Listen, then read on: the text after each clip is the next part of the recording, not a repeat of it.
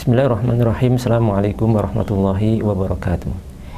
Kaum muslimin wal muslimah yang dimuliakan Allah Subhanahu wa taala. Biasanya menjelang lebaran itu ada aktivitas penukaran uang baru. Maksudnya di sini uang lama biasanya ditukar dengan pecahan uang baru. Misalkan 100.000 kemudian ditukar dengan pecahan 10.000 atau pecahan 5.000 dan selanjutnya. Hal ini dilakukan untuk diberikan kepada sanak famili, untuk diberikan kepada keponakan, anak-anak dan seterusnya, sebagai uang fitrah dalam bahasa atau istilah di daerah kami. Lalu seperti apa sebenarnya hukum penukaran uang baru seperti ini? Jika penukaran uang baru ini maksudnya adalah penukaran uang baru dengan pecahan yang lain dengan nominal yang sama, misalkan 100.000 kemudian pecahannya 5.000-an, totalnya juga 100.000, maka ini perkara yang diperbolehkan dengan kesepakatan para ulama. Ini yang pertama. Adapun jika penukaran uang baru ini mengalami perbedaan nominal, misalkan kita menukar uang 100.000, ya pecahan ditukar dengan pecahan 5.000-an, tapi kita mendapatkan kurang dari 100.000, sekitar misalkan 95.000 rupiah, maka di sini terjadi perbedaan pendapat di kalangan para ulama. Sebagian mereka menyatakan bahwa transaksi seperti ini hukumnya haram karena termasuk riba yang diharamkan oleh Allah Subhanahu wa taala. Karena di sini terjadi barter penukaran uang, barter antara uang dan uang dalam jumlah yang tidak sama, terjadi tafadul, perbedaan nominal, ya uang 100.000 tapi kemudian kembali 95.000. Jadi ada kelebihan 5.000 dari pihak yang menukar, dan pihak yang memberi tukaran uang recehan itu mendapatkan keuntungan 5.000 rupiah. Maka ini termasuk haram karena termasuk daripada riba yang diharamkan oleh Allah Subhanahu wa taala. Ada pendapat yang lain, yaitu pendapat yang kedua, bahwasanya hal ini tidak bisa dimutlakkan haram karena harus dilihat dari dua sudut. Jika yang dilihat, yang jadi ibrah di sini adalah al-ma'qud alaihinya itu uang, tentu hukumnya haram. Tentu hukumnya haram sebagaimana pendapat yang pertama. Tapi jika objek atau ma'qud alaihinya yang diakadkan itu adalah jasa yang dikeluarkan oleh orang yang menyediakan jasa, maka di sini menurut pendapat kedua termasuk bentuk atau akad ijarah sewa. Maka di sini ijarah itu kan sebenarnya termasuk daripada bentuk jual beli. Hanya saja ijarah itu jual beli sesuatu yang disewakan itu berupa jasa, sebagaimana disebutkan dalam kitab Fathul Qarib. Sahibul kitab menyatakan wal ijaratu fil haqiqati bai'un. Jadi ijarah sewa itu pada hakikatnya adalah transaksi jual beli. Illa annaha qabilatun litakid. Akan tetapi ijarah itu menerima litakid, menerima penentuan tempo ataupun waktu. Wa anal mabi'a fiha, dan sesungguhnya sesuatu yang diperjualbelikan di situ di ijarah, akad ijarah itu adalah laisat ainan minal a'yan, bukan berupa barang, ya berupa zat atau barang tertentu. Bal manfaatun minal manafi, tetapi berupa manfaat, ya manfaat dari kemanfaatan yang ada. Mungkin imma manfaatu ainin, mungkin manfaatnya berupa barang, wa imma manfaatu amalin, dan mungkin berupa aktivitas.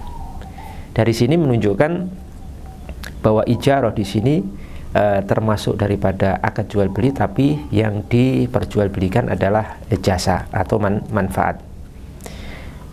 Kaum muslimin yang dimuliakan Allah Subhanahu wa taala, dan perlu untuk kita ketahui bahwasanya terkadang satu barang itu mengikuti sesuatu yang lain sebagai bentuk konsekuensi atas akad jasa tersebut. Jadi maksudnya sebenarnya yang diakadkan al-ma'qud alaih itu jasa, cuma barang yang ada di dalamnya itu mengikut kepada akad ijarah. Seperti disebutkan dalam kitab Nihayatul Zain, Syekh Nawawi Al-Bantani rahimahullah ta'ala menyatakan wa qad taqa'u al-ainu taba'an, dan terkadang zat atau barang itu mengikuti akad, ya, barangnya itu mengikuti akad yang ada di situ. Kama idza istajara imra'atan lil irda', sebagaimana misalkan ada seorang yang menyewa seorang perempuan untuk menyusui anaknya. Fa innahu jaizun li wurudin nas, maka hal ini merupakan perkara yang diperbolehkan berdasarkan datangnya atau adanya nas atau dalil dari Al-Qur'anul Karim. Wal asohu, dan yang sahih, yang benar, yang kuat dalam masalah ini, annal ma'quda alaihi, bahwa yang diakadkan itu, yang diakadkan di sini bukan air susu, tapi yang diakadkan di sini annal ma'quda alaihi, yang diakadkan itu adalah al-qiyamu bi amri sobi, adalah al-qiyamu bi amri sobi, aktivitas untuk mengasuh daripada anak tersebut, min wad'ihi fi hijri rodi, misalkan berupa apa, bayi tersebut diletakkan di pangkuan wanita yang menyusui, kemudian watalqimihi athadya, kemudian bayi tersebut diberi suapan dari air susu, wa asrihi biqadril hajati, kemudian susu itu diperas sesuai dengan kebutuhan pada bayi tersebut, ya kan? Wa dzalika huwa al-fi'l, maka ini adalah perbuatan, aktivitas. Wal labanu, adapun air susu yang diberikan sang wanita kepada bayi itu, ya, yastahiqu taba'an, mengikuti daripada akad yang sebelumnya. Jadi sebenarnya menurut keterangan Syekh Nawawi Banten di sini dalam Nihayatul Zain, bahwa sebenarnya akadnya itu akad ijarah. Cuma air susu di situ bukan yang diakadkan, tapi air susu yang diberikan wanita tersebut kepada bayi yang dia susui itu adalah hanya mengikuti akad ijarah yang ada di dalamnya, tapi bukan al-ma'qud alaihinya, bukan air susu tersebut. Ya, jamaah yang dimuliakan Allah Subhanahu wa taala, dari sini kita tahu juga bahwasanya ada sebuah kaidah di kalangan para fuqaha, bahwasanya al-aslu fil muamalati al-ibahah. Jadi asal daripada muamalah, bab muamalah itu adalah al-ibahah, artinya boleh.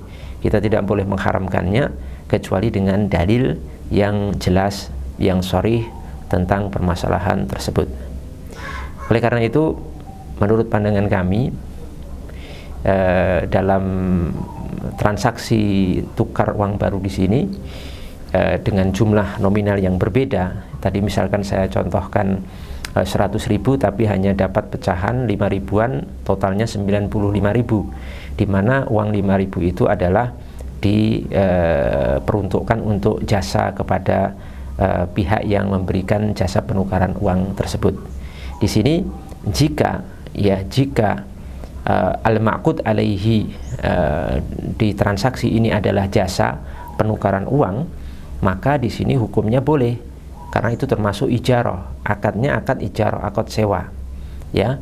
Dan wallahu ta'ala alam, kami pribadi cenderung bahwa transaksi penukaran uang baru di sini hukumnya adalah boleh ataupun mubah, ya. Adapun bagi sebagian pihak yang menyatakan itu adalah termasuk haram dan riba, maka kami menghormati pendapat ini. Ala kulli hal, pendapat di sini atau permasalahannya ada perbedaan pendapat di kalangan para ulama. Ada yang mengharamkan karena melihat al-ma'qud alaihinya adalah uang, dan ada yang membolehkan karena yang dilihat al-ma'qud alaihinya adalah jasa, bukan uang tapi jasa, dan uang itu hanya mengikut daripada akad jasa sebelumnya. Ya, demikian mungkin yang bisa kami sampaikan, dan kami berpesan kepada seluruh kaum muslimin, manapun pendapat yang kita ikuti, mari kita saling berlapang dada dan menghormati pendapat orang lain, karena masalah ini adalah masalah ijtihadiyah. Tapi untuk kami pribadi adalah mengikuti pendapat yang membolehkan, dilihat dari sudut pandang bahwasanya al-ma'qud alaihi adalah jasa penukaran uang baru dan bukan uang tersebut. Dan di sini Majelis Ulama Indonesia MUI sendiri juga membolehkan dengan keterangan yang sudah kami sebutkan tadi. Demikian, mohon maaf kalau ada kekurangan. Semoga bermanfaat untuk kita semuanya. Wassalamualaikum warahmatullahi wabarakatuh.